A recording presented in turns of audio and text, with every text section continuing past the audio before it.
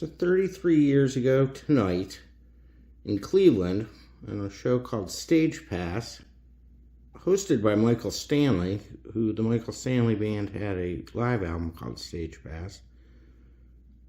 It comes a pretty good little interview with Robert Plant. He talks about his role as being a singer and kind of puts his solo career into perspective. Could it all be parody? Talks a bit about that other band he was in. What was their name?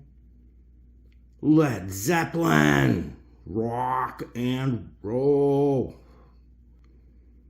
Well, crank up the VCR, Ethel, because when we return, it's time for Robert Plant. For some of us, it may seem hard to believe, but this is the only Robert Plant that some fans know, the strutting, singing solo artist of the past decade. But before that, well, yes, Virginia, there was a Led Zeppelin. Formed in England in 1968, Led Zeppelin was made up of guitarist Jimmy Page, bassist John Paul Jones, drummer John Bonham, and an unknown singer from Birmingham, England named Robert Plant, a man whose vocal pyrotechnics and stage show would set the standard for countless numbers of imitators. But in the beginning... When I first started playing with bands, I'd obviously wanted to be Gene Vincent.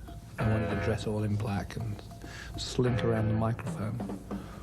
It's quite remarkable how many people have been Gene Vincent since. Billy Idol, Iggy Pop, now Adamant, you know. But it was mainly, I spent a lot of time being influenced, if you like, not only by black blues from Chicago, but by the whole social movement, the parallel movement for society, the whole bohemian trip, which was reading Kerouac books and Sartre, Camus, hanging around the jazz clubs and the folk clubs, hearing some guy wailing a tenor sax. Society really beckoned to me, and really my early musical education came from that environment. I was exposed to some incredible music, and therefore the groups that I was in initially were all totally blues-based. But you had to change the act a little bit. So I did, and have done ever since, and just lent on the blues, borrowed, plagiarized, taken whatever I could. Manic Nirvana is Robert Plant's 5th solo album and is the next step on a long and varied musical journey. There's no way that Manic Nirvana can be pigeonholed as to being a member of a particular style of music or a particular genre. It's just Plantism. It's the part of the extension of Led Zeppelin, really. It's my contribution to Led Zeppelin 10 years later. I see a lot of videos where it's the live performance alone. So it's a relatively cheap video with a lot of dry ice and blazers and some guy in Lurex pants with a lot of studs and stuff. His dogs had to stay in that day because he borrowed the collar. And it was like this, a lot of gesturing and a lot of hollow posing, which is hilarious. I mean, it's great entertainment.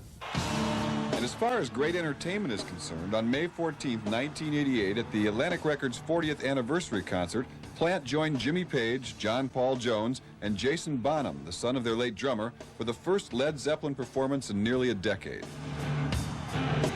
My life and my emotions, my whole sort of being is a checkerboard of high spots and low spots, of good ideas and absolutely terrible mistakes.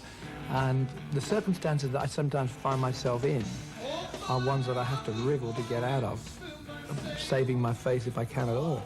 So you do get the sort of odd song of